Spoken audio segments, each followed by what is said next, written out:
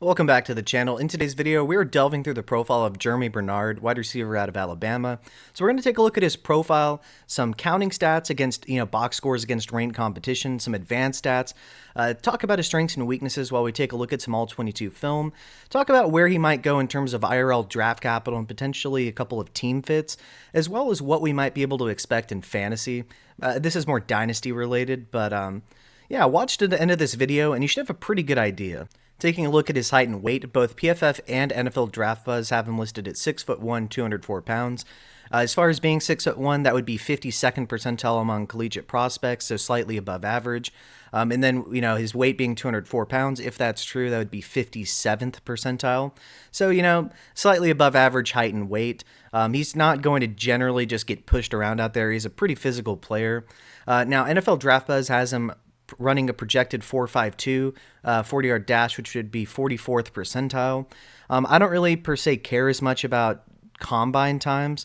I care more so how fast you look on the All-22. When you actually have pads on, you're playing in-game. I think that matters a little bit more. But I will say he does not have the best deep speed in general. Moving on to his production profile. There is consistent growth, so that's one positive note for his profile in general, but no truly dominant seasons. We take a look at his first school, Michigan State.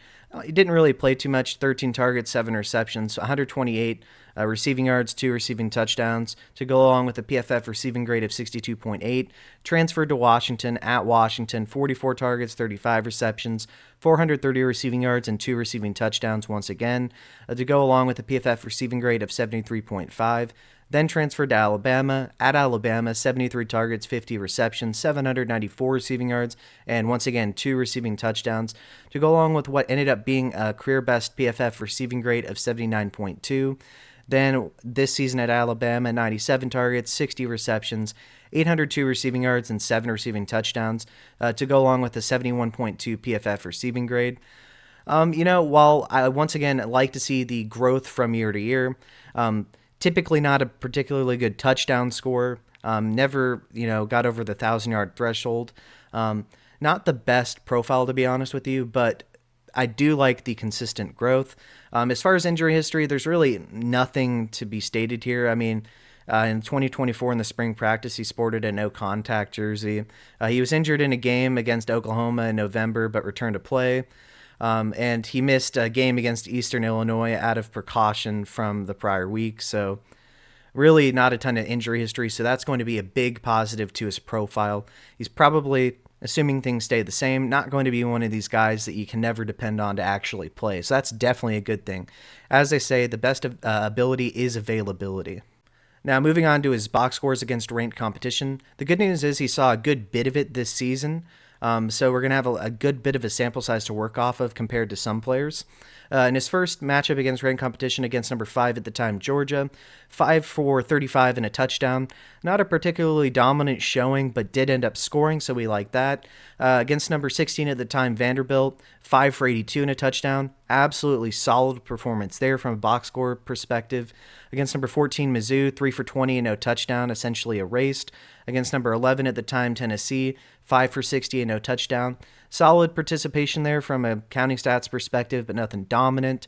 Against number 11, Oklahoma, 7 for 71 and no touchdown. Once again, solid performance there, but nothing special. Against number 3, Georgia, 6 for 62 and a touchdown. Once again, solid performance, and once again, did end up scoring a touchdown. And against number 8, Oklahoma, in their second meeting, 3 for 40 and no touchdown. So, he scored a good amount of the time, had some solid performances, was erased a couple times, but just unlike essentially all of the prospects that we've taken a look at so far, he just really had no particularly dominant performances against ranked competition. So that is a bit of a negative, but at the same time, in general, I would say he was reasonably productive at least. Now, taking a look at some advanced stats, I took a look at FBS wide receivers with 50 or more targets. It was a sample size of over 200 players here.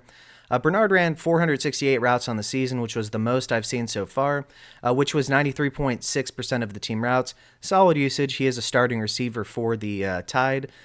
Taking a look at the usage in terms of slot and boundary, his slot snap percentage of 35.6 is a rather high number, and his boundary snap or out wide snap percentage of 61% is a little bit lower than some of these prospects we've seen so far, with the exception of maybe Mekhi Lemon. Yeah, you generally aren't going to deploy him as a vertical X. The boundary percentage is more so him as a Z, with, once again, a really high slot usage percentage. I think his game is more suited for him to be a slot or a Z at the next level, so that usage makes a lot of sense to me. In terms of his yards per out run, his 1.71 is tied for 171st. Not particularly great. His PFF receiving grade of 71.2 is tied for 124th. Not particularly great if you care about PFF grades. His yak perception and missed tackles forced. So his 6.2 yak perception was tied for 71st, and his 17 missed tackles forced were tied for 17th. He's more of your physical yak kind of guy. He has above average ball carrier vision. Will break tackles with physicality, but he's not really springy. He's not really going to hit you with a nasty jump cut. He's not going to hit you with a spin move. The agility isn't that of the overt power and general vision. So different kind of yak guy, but he is effective as a yak guy with his physicality. In terms of his contested catch percentage, 35.7%, 5 out of 14. I'll tell you right now, in the 3 games of all 22 in which I watched, I did see a couple of drops in contested catch situations. His hands are fine away from his frame in general when he's not in said situations, and he doesn't just have a ton of focus drops either. But that is a legitimate hole that will need some cleaning up if he's going to be used, in the slot, especially as a Z over the middle of the field. You're going to have to make some of these contested catches. Taking a look at his targets, he had 97 on the season at 7.5 per game. The 7.5 is a fine number. In terms of receptions and receptions per game, he's at 60 on the season at 4.6 per game. That's it's average efficiency. Would hope to see a little bit more, but some of that's not even in his control, to be fair to him. 802 receiving yards at 61.7 per game. The 61.7, once again, is one of the lower ranges, or is in the lower range of the yards per game that I've seen so far from the prospects in which I've scouted. A lot of the better ones are in the upper 80s. So that's not particularly on his side. And then 7 receiving touchdowns is a fine number. He's played more games, though, than some of these other guys, and that's 0.5 per game, which, once again, is a solid number. And I want to give a special shout out to my Patreon members. Thank you to Big Hunt, SP, Mage Jack, Infamy MTG, AOYOB, The Dawn, and Any Buckeye. Thank you guys. I'm doing this full time now, and without your support, this would not be possible. If you'd like to become a member, I'm going to leave a link in both the comment section and description of this video. You'll receive not only, but including access to a Discord where we have a channel where we have NFL and college football talk, as well as a channel where we have fantasy football talk, and a third channel where we laugh at poor trade offers that we've been offered in fantasy football. But if you'd like to, you can always DM me with private, questions if you don't wish for it to be known by any community members. But you'll also get help with building your fantasy football teams every year. I'll use wins above replacement, as well as just looking at the general lineup and scoring settings to help you with your teams each year. I'll help you with trades that are advantageous based on those factors as well. You'll be part of a fun and growing active community. You'll not only receive access to videos early guaranteed, but you'll also have the ability to ask for personal videos that you and only you can view. Or potentially, if you'd like something to be shown on the channel, you'll have preferential treatment there as well. So please consider becoming a member. I'd really appreciate it. Let's get back to the video. Now, while some All-22 clips display some of what I'm going to be mentioning here, I'm going to read you an around 3-minute synopsis in which I've written about Germie Bernard. So Bernard is a 4-year wide receiver out of Alabama, who I think best profiles to be a Z or a slot at the next level. As far as his height and weight, he stands at 6'1" and 204 pounds, so, more than adequate height and weight to not get, pushed around all the time at the next level. Now, getting into some of his traits, as far as his speed and burst, his speed, to be honest, is pretty average to potentially a little bit below average in terms of long speed once he gets it built up. And it probably won't be an advantage for him in most instances against opposing cornerbacks. Definitely could be against, linebackers and maybe some safeties. But He is quite bursty, and he can separate quickly with it. And he makes up for a lack of long speed with fantastic route running, courtesy of his understanding of leverage and an ability to cleanly break in and out of his routes, which he combines with a variety of releases against man coverage. Where I think he's going, while I think he's going to be fine at the next level against man, I don't really think especially against number 2 cornerbacks, for instance. I think he'll be especially potent against zone, which I honestly prefer if I had to choose between, being, particularly good against man or zone with, defenses running more zone coverage nowadays. He consistently finds the soft spots and makes himself available to his quarterback at all times. He'll work in scramble drill too. He's a really high IQ player and definitely makes up for some of the deficiencies in terms of just, overt long speed by having, the quick burst and a good understanding of manipulation and running his routes. Now, he's also one of these physical yak types of wide receiver, where he combines power with much better than average ball carrier vision, as opposed to, using jump cuts and other agility related moves to create additional yardage. And he's pretty consistent here. One other thing is, while I do think he's going to be, successful more so as a zero slot at the next level, Alabama used him in the backfield. I do think that he can, he has some Deebo Samuel type of usage in him, and I think that will be useful, especially if he lands in one of these McVay or Shanahan type of offenses around the league. So I do think the positional versatility extends even more so from just being a zero slot. And while he has nice hands to snag the ball away from his frame, and he does consistently show late hands, which are both, they're not necessary, I guess, as far as traits, but they're definitely preferable and will make life significantly easier for any wide receiver. He does need to improve in contested catch situations, and the 35.7% contested catch percentage makes sense based on a couple of the drops I saw in the 3 games of all 22 studied. He's just going to have to improve his hand strength there, which, once again, to be fair to him, it's not really an issue in general when he's not in these tough contested catch situations. But, if you're going to be working over the middle of the field, you're just going to have to be able to do that. Now, he's also unlikely to be a vertical asset as an X at the X position, especially due to a lack of vertical speed. But I think that might actually assist him in producing for us because of almost certainly increased slot usage, which is in general better for garnering more target volume in most offenses.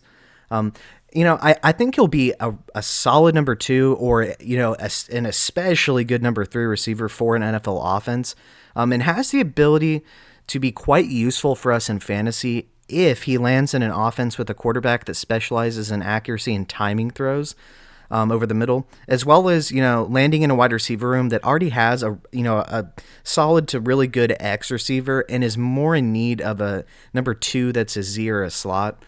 I just think he could be quite useful for us.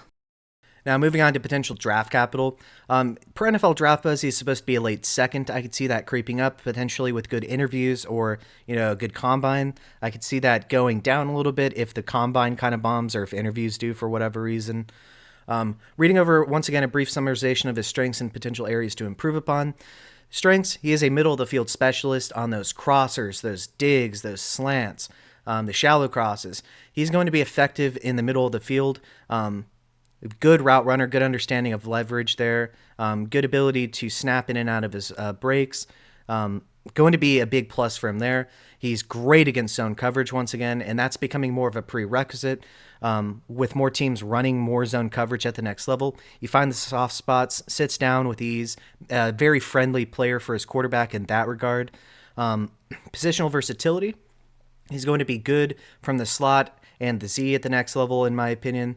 But he can also be used once again in the backfield in kind of a Jaden Reed, Deebo Samuel type of way, very physical yak guy. So while I don't think he'll be particularly good as an X, I do think that basically anywhere else on the field, you could probably use him and he'll be effective.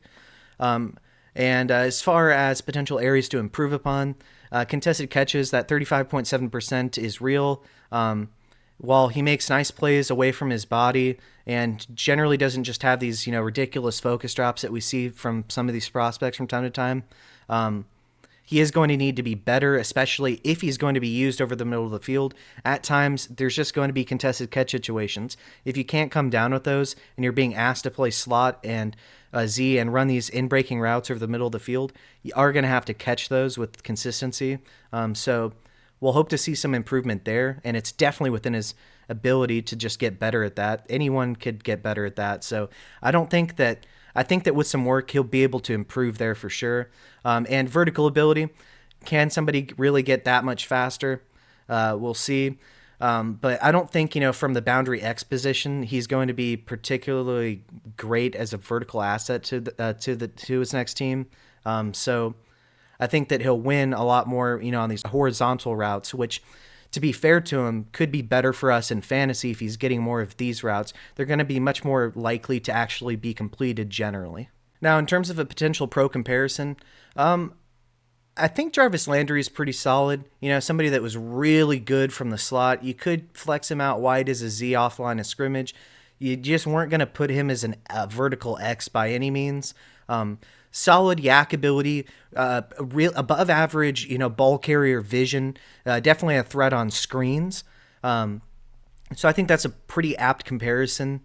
In terms of projected dynasty community rank, I think wide receiver 50 plus, especially if he gets anything lower than late second round draft capital, I think that's fair.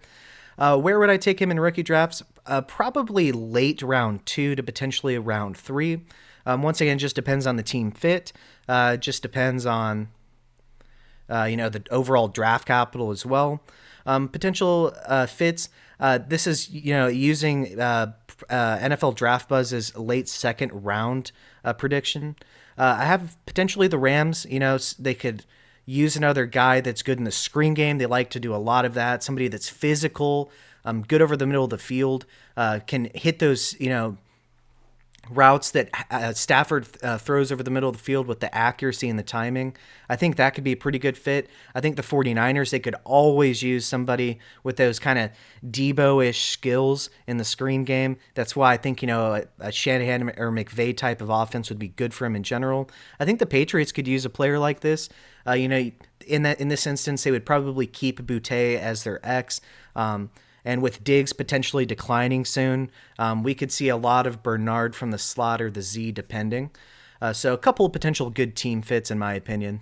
Now, moving on to my current wide receiver rankings, understand that these will change once we have, official draft capital, landing spots, so on and so forth. But as of right now, I kind of have Tyson and Brazel in tier 1. With Jordan Tyson, he reminds me of a combination of Stephon Diggs and Jerry Jeudy. Diggs with the explosion, the suddenness, and Jerry Jeudy with the understanding of leverage and route running in general. I think he has what it takes to be a number 1 if he stays healthy. Health is definitely a big if here, though. And with Chris Brazel, he's higher in my rankings than I suspect he's going to be in other people's rankings. I comped him to Mike Evans, but with legit, on the field 4.4 speed. Not as good of a prospect as Evans was coming out. Obviously, I understand he doesn't play with the same consistency that Evans did, not quite as polished, and didn't have the production for sure. But I do think that his skill set is somewhat similar, but I think once again, he has really good deep speed. Mekhi Lemon in tier 2, he reminds me a good bit of a less bursty Luther Burden. Somebody that's a yak demon, is going to feast from the slot and potentially at the Z at the next level, but just not a remarkable athlete, so by NFL standards at least. Carnell Tate, somebody that reminds me of T. Higgins a good bit. I think T. Higgins, as I say in these videos, was better against press coverage, but I do think that Tate has more immediate positional versatility because he's a better route runner all around. So a couple of trade-offs there. I think that Denzel Boston reminds me a good bit of Cortland Sutton, somebody that's going to be a really solid X wide receiver at the next level, with some potential to play some slot, but I don't think he'll ever really be a Z. Elijah Surratt, somebody that reminds me a good bit of Jacoby Myers, potentially a little bit of Keenan Allen in there. Nasty route runner, not gonna have the deep speed, not gonna be an X at the next level, but could be quite productive and is an insane route runner coming out. Then we have KC Concepcion. He reminds me a lot of Jaden Reed, somebody you can use, in the run game. Dynamic with the ball in his hands. Nasty there, but also pairs that with really good burst and deep speed as well. So he's going to be dangerous all over the field. Probably not going to be an X though, but probably going to be one of these guys that you can use in the backfield, a Z or a slot. Jacoby Lane, he reminds me of a slower George Pickens coming out, and I don't think he's quite as good against press as Pickens was coming out, but I do think that he has a little bit more immediate positional versatility to play some slot than I think Pickens did coming out. Now this is where I have Germie Bernard in the same tier with Jacoby Lane. Once again, I think he reminds me a decent amount of Jarvis Landry, somebody that has good yak skills, but more of the physical kind, really good at ball carrier vision, really good route runner, going to feast over the middle of the field on those end breakers. And then you have Chris Bell in tier 4. Unfortunately, tore his ACL. From the boundary, he reminds me a lot of Xavier Legette, somebody that really fast build-up speed, but not a nuanced route runner, not going to be particularly dominant that way. But I think he reminded me a good bit of Rashee Rice from the slot, somebody that is really good on those slants and those shallow crosses, gets that really good build-up speed, plays with a lot of power after the catch. Unfortunately, he tore his ACL, so he's going to be down here because we aren't going to be getting anything most likely from him in his rookie season. And that's probably going to hurt his draft stock a good bit. And there's always the re-injury risk, but very talented player. And so, yeah, where do you agree? Where do you disagree about his profile? Let me know below in the comments section. What are your wide receiver rankings? If you want to drop those down below, be brave. That'd be pretty cool. You've seen my rankings. I'm sure there's going to be a ton of difference, probably the most with where I have Brazel ranked compared to what I think consensus generally has for him. But yeah, that'll be interesting. If you would be so kind, I would really appreciate your support via Patreon. I'm doing this full time now. Thank you to my Patreon members. Without you guys, this wouldn't be possible. If you cannot or do not wish to, if you could just like the video, subscribe to the channel, drop a comment below, I'd really appreciate it. So with all this said, thanks guys, and have a good day.